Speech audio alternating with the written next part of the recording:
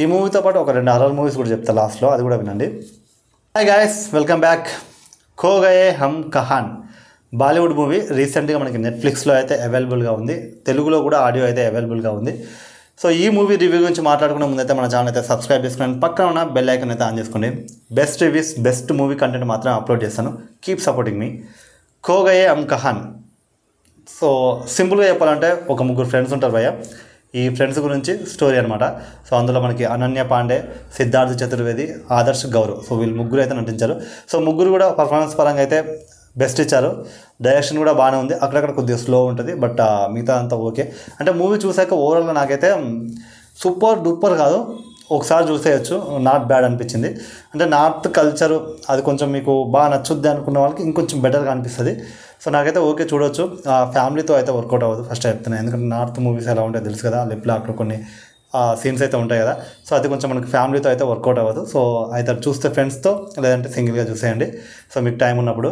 So movie ఏంటంటే అనన్య పాండే ఒక ఆఫీస్లో వర్క్ చేస్తుంటుంది, and Siddharth Chaturvedi stand up comedian, and Adarsh Gaurav so జిమ్లో వర్క్ చేసుకుంటారన్నమాట. ముగ్గురు 3 డిఫరెంట్ రోల్స్ ఉంటాయి.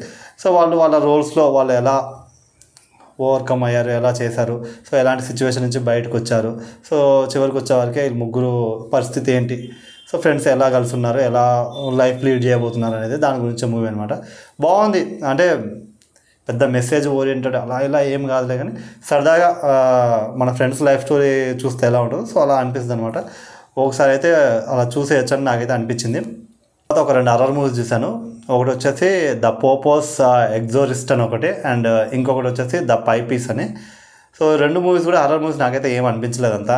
అంటే ఇంతకుముందు మనం కంజూరింగ్, అనబెల్లి, ఈవిల్ డెడ్, సో ఆ టైప్ ఆఫ్లో అయితే ఆ రేంజ్లో హారర్ అయితే నాకు ఎక్కడ కూడా అనిపించలేదు ఈ 2 మూవీస్లో.